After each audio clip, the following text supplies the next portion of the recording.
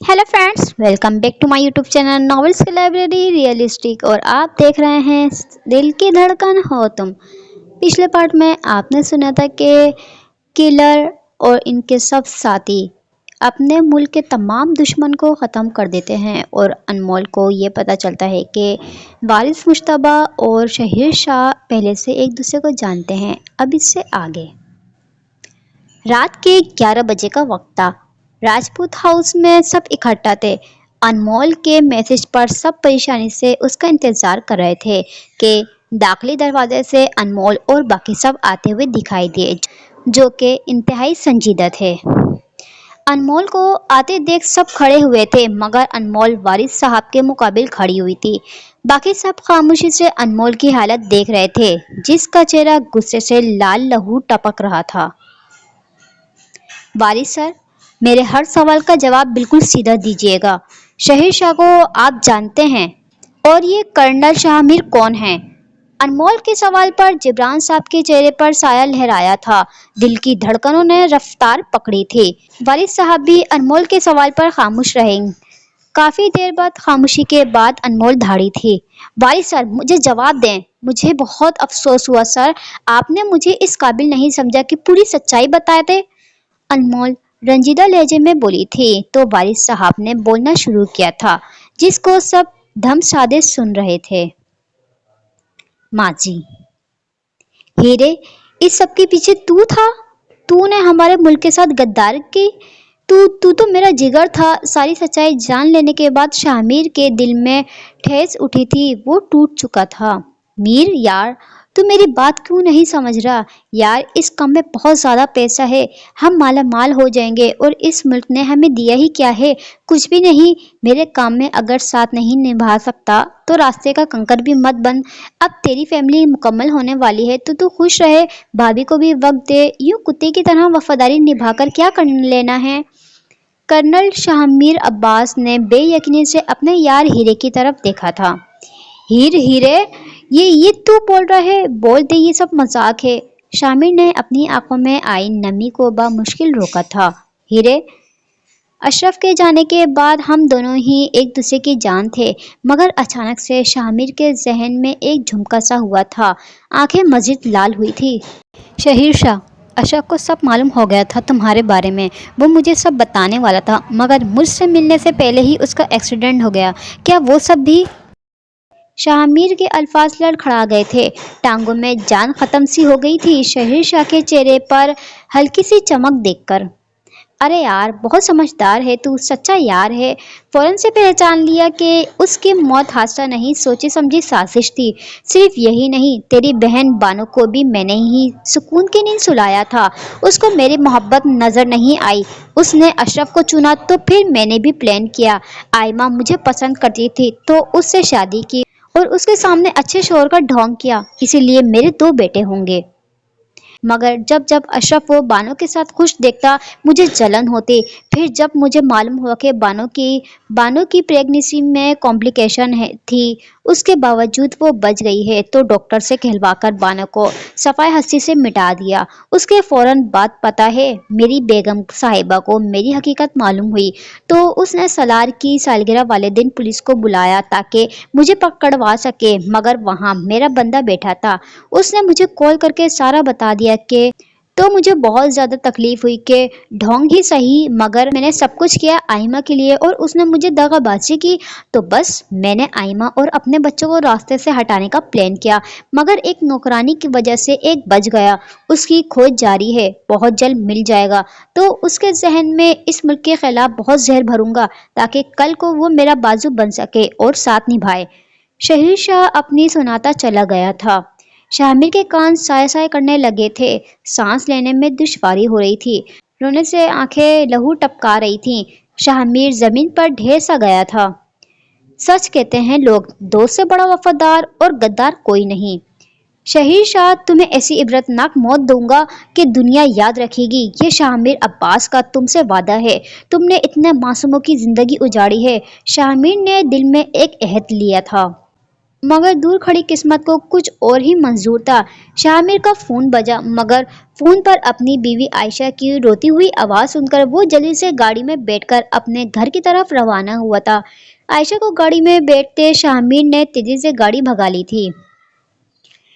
شہیر شاہ کے حکم پر غفار نے شاہ کی گاڑی کو بلاسٹ کرنا تھا، مگر گاڑی میں اس کی بیوی کو بیٹھا دیکھا اس نے شاہ کی گاڑی کو ٹرک سے ٹکر مارتے ہوئے کھائی میں گرایا تھا۔ یہ منظر دو نفوسوں نے بخوبی سے دیکھا تھا۔ غفار نے دور سے وارث کو پہچان لیا تھا، جو سکتے کی حالت میں اپنے کرنل کی گاڑی کو بلاسٹ ہوتے دیکھ رہا تھا۔ گاڑیوں سے دھواں ہر سو پھیل چکا تھا، مگر جبران جو سعدیہ بیگم کو ہاسپٹل لے کر جا رہا تھا اچانک شاہ کو گاڑی بھگاتا اور اس کے پیچھے کسی ٹرک کو فل اسپیڈ آتا دیکھا اپنی اسپیڈ ہلکی کر گیا تھا۔ جبران کی گاڑی غفار کی نظر سے دور تھی اور جبران نے شاہ کو گاڑی سے کودتے ہوئے بھی دیکھ لیا تھا۔ غفار کے ٹکر مارنے کے بعد شاہ کی گاڑی کھائی میں گری تھی۔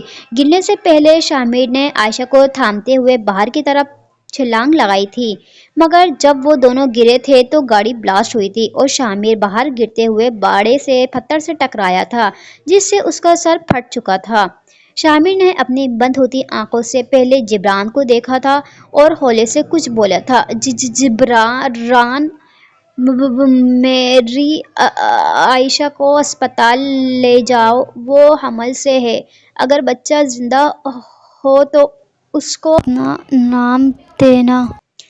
جبران، میری عائشہ کو اسپتال لے جاؤ، وہ حمل سے ہے، اگر بچہ زندہ ہو تو اس کو اپنا نام دینا۔ شاہ نے بمشکل ہاتھ جوڑے ہوئے چند الفاظ ادا کیے تھے اور پھر آنکھیں ساکت ہو گئی تھیں اور جڑے ہوئے ہاتھ ٹوٹ کر گرے تھے۔ جبران نے شاہ اور عائشہ کو اپنی گاڑی میں بٹھاتے ہوئے گاڑی ہاسپٹل کی طرف بھگا لی تھی۔ ڈاکٹر نے شاہ کو دیکھتے ہوئے نفی میں سر ہلایا تھا، مگر عائشہ کی چند سانسیں باقی تھی۔ جبران نے شاہ اور عائشہ کو اسپتال لانے میں دیر کر دی تھی۔ سعدیہ بیگم گاڑی میں ہی بے ہوش ہو چکی تھی، جہاں ڈاکٹر نے بچے کے بچنے کی کوئی امید نہیں دلوائی تھی۔ جبران کے ہاتھوں میں اس وقت دو بچیاں تھیں، ایک کی سانسیں رکی ہوئی تھی تو ایک کو سانس ملی تھی۔ اس دن شاہ اور عائشہ کے ساتھ جبران نے اپنی بیٹی کو کھو دیا تھا، مگر عائشہ اور شاہ کی بیٹی کو اپنا نام دیا تھا اور اپنا مانا تھا۔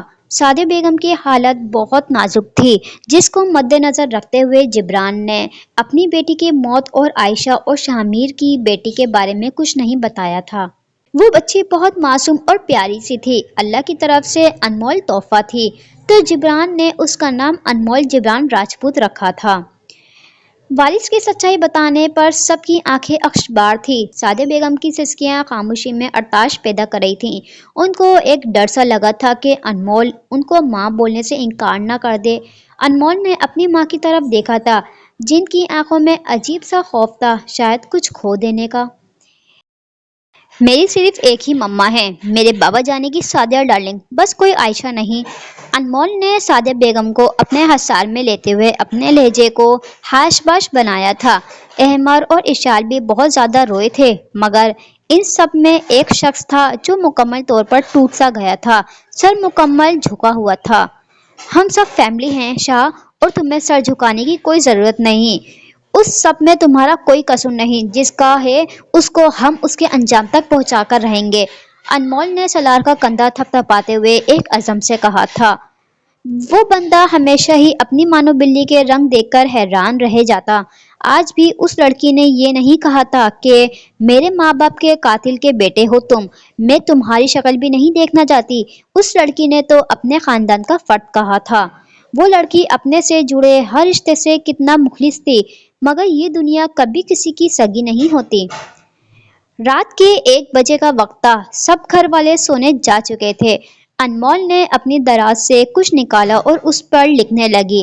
آج اس کو اپنی زندگی کے ایک چھپے پہلو کی حقیقت معلوم ہوئی تھی، مگر انمول کو کوئی رنج و غم نہ تھا، کیونکہ اللہ نے اس کو جو ماں باپ عطا کیے تھے انہوں نے کبھی کوئی دکھ درد نہ دیا، ہمیشہ اپنوں سے بڑھ کر پیار کیا تھا۔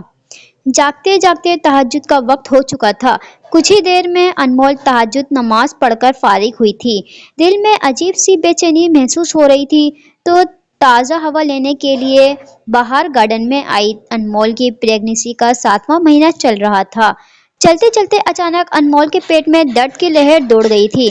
सांस लेने में मुश्किल पेश आ रही थी। माथे पर पसीने की बूंदें चमक रही थीं। बामुश्किल कदम अंदर की जानिब बढ़ाए थे। दर्द से खड़े रहना मुश्किल से मुश्किल हो गया था। कदम लड़खड़ा से गए थे तो खुद को घसीटते माँ बाप के कमरे की तरफ बढ़ी थी और हल्के से दरवाजा खटखटाया था। मम्मा। अनमोल ने दरवाजा खटखटाते हुए माँ को पुकारा था। सादे बेगम जो सो रही थी अचानक से अनमोल की हल्की सी आवाजें सुनकर जागी थी और कमरे से बाहर को भागी थी, मगर अपने कमरे के बाहर अनमोल को बेहोश पड़ा देखा। अनमोल, वो चीखी थी। सादे बेगम की चीख सुनकर सब जागे थे। जिब्रान साहब भी गाड़ी की चाबी ली थी तो अलियान और अहमद अपनी बहन को बाहों में भरते अस्पताल की तरफ भागे थे।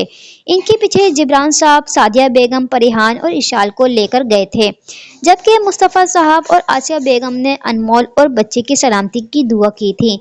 साथ ही हसन साहब को कॉल करके सारे हालात के बारे में आगाह किया था। 4 घंटों बाद डॉक्टर आईसीयू से निकली थी और बताया था बच्चे की पैदाइश वक्त से पहले हुई है तो कुछ दिन बच्चे को अंडर ऑब्जर्वेशन में रखा जाएगा और पेशेंट की हालत अब कुछ बेहतर है। अनमोल को कुछ वक्त बाद कमरे में शिफ्ट कर दिया गया था। अनमोल जब से होश में आई थी उसने वहां सबको देखा, मगर वो ना था जिसकी उसको तलाश थी, जिसकी आंखों को तलब थी। अनमोल के दिल ने शिद्दत से दुआ की थी कि एक बार आ जाए तो वो उसको सच्चे दिल से माफ़ कर देगी, मगर उसकी आरजू सिर्फ आरजू ही रही। मानो माशाल्लाह से मैं खाला बन गई, इशाल ने चहकते हुए कहा था। अरे यार इशू, खाला के साथ साथ मामी भी हो, अलियान ने इशू के माथे पर चपट लगाए हुए बताया था।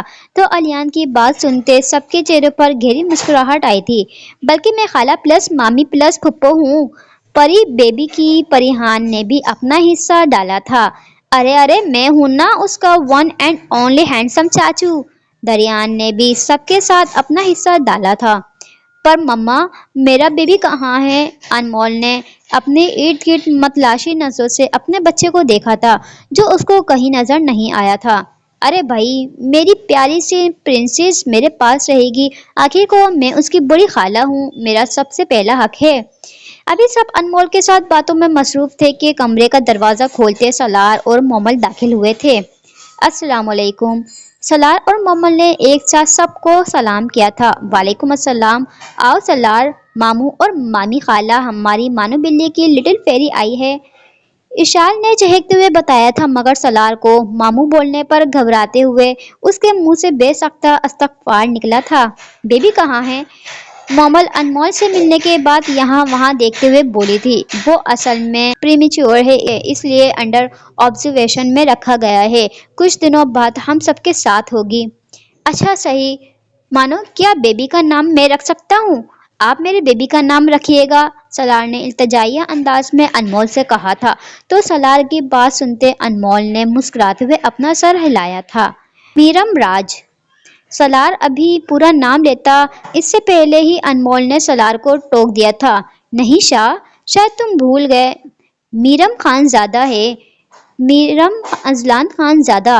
अनमोल ने सलार के जुमले की तस्दीक की थी। तो सब ने अनमोल के अल्फाजों को अच्छे से मुलाहिजा किया था। वो लड़की आज भी उस शख्स को नहीं भूली थी। हमेशा उसकी सब्ज़ आंखें अपनी जी की मुंतज़िर रहती थीं। दुनिया कैसे कह सकती है उस शख्स ने तुम्हारे साथ गलत किया तो भूल जाओ, अपनी ज़िंदगी में आगे बढ़ो। वक्त किसी के लिए नहीं रुकता, मगर कोई उस आशिक से पूछे अपने महबूब की याद से गाफिल तक होना सुहान रूह लगता है। उस शख्स से कोई पूछे कि वो जिंदा है या तड़क ताल्लुक के साथ मर चुका है। जिस इंसान को उसके इश्क ने ठुकरा दिया, उस आशिक के लिए ये दुनिया, वक्त, जिंदगी, सब कुछ उस पल रुक जाता है। उसी लम्हे रूह मर जाती है। अगर बाकी रहता है तो सिर्फ जिस्म, लेकिन जिस्म को जिंदा रखना पड़ता है उनके लिए जो हमसे मोहब्बत करते हैं। बहराम शेख, जल्द ही अपना मिशन पूरा करना होगा। हमारे सारे बंदे मारे जा चुके हैं और हमारे पास बहुत कम वक्त है। यहाँ मिसाइल की टेस्ट करने की तैयारी करनी है। आज लैब चलते हैं, देखते हैं कि कितना काम रह गया है।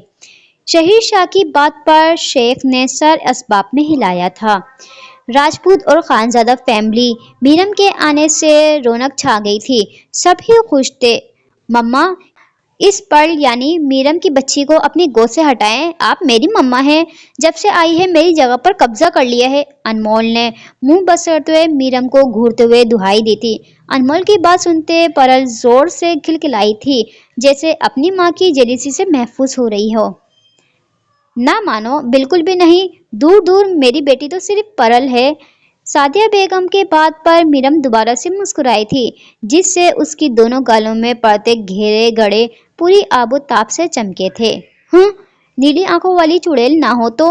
میرم کے اس طرح کھلکھلانے پر انمول غصے سے دانت پیستے ہوئے کچھ بڑبڑائی تھی۔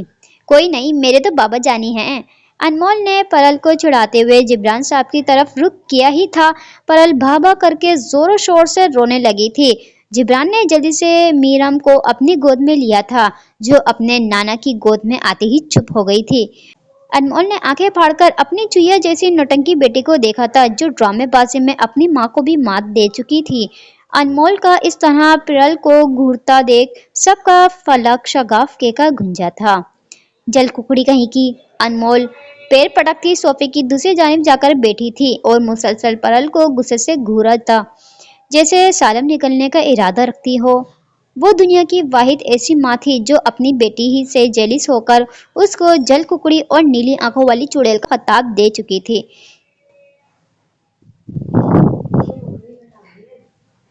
وقت جیسے پنکھ لگا کر اڑ رہا تھا۔ 2 مہینے بعد سالار مومل پیٹ پر ہاتھ رکھ کر درد سے بلبلا اٹھی تھی۔ سالار جو ابھی بات لے کر آیا تھا، مومل کو اپنے پیٹ پر ہاتھ رکھے روتا دیکھ پریشانی سے اس کی طرف بڑھا تھا۔ اس کے حمل کا آخری مہینہ چل رہا تھا۔ ولیمے کے اگلے دن ہی ڈاکٹر نے مومل کو 2 ہفتوں سے وہ حمل سے ہے یہ خبر سنائی تھی، جس پر سالار اور مومل خاموش سے ہو گئے تھے، اور کچھ وقت بعد راجپوت اور خانزادہ فیملی میں یہ خبر سنائی تھی، مگر ساتھ ہی ڈاکٹر نے مومل کی پریگنینسی میں کچھ کمپلیکیشن بتائی تھی اور ہر پل اس کا خیال رکھنے کو کہا تھا۔ ڈاکٹر کی بات پر سالار مومل کو ہر لحاظ سے خیال رکھتا تھا، اپنے ہاتھ کا چھالا بنایا ہوا تھا۔ کیا ہوا ہے مومل؟ سالار نے جلدی سے مومل کو سیدھا کیا تھا، جو درد سے دہرائی ہوئی جا رہی تھی۔ سالار پین ہو رہا ہے، مومل نے اٹکتے ہوئے بولی تھی۔ مومل کی بات سنتے سالار نے جلدی سے مومل کو باہوں میں بھرا تھا اور جلدی سے قدم باہر کی طرف لیے تھے۔ راستے میں ماہام اور داریان کو کال کر کے فوراً ہاسپٹل آنے کو کہا تھا۔ کچھ ہی دیر میں ہاسپٹل پہنچ کر مومل کو ICU میں ایڈمٹ کیا تھا۔ والد صاحب، حسن صاحب اور جبران صاحب اپنی بیگمات کے ساتھ اسپتال پہنچے تھے۔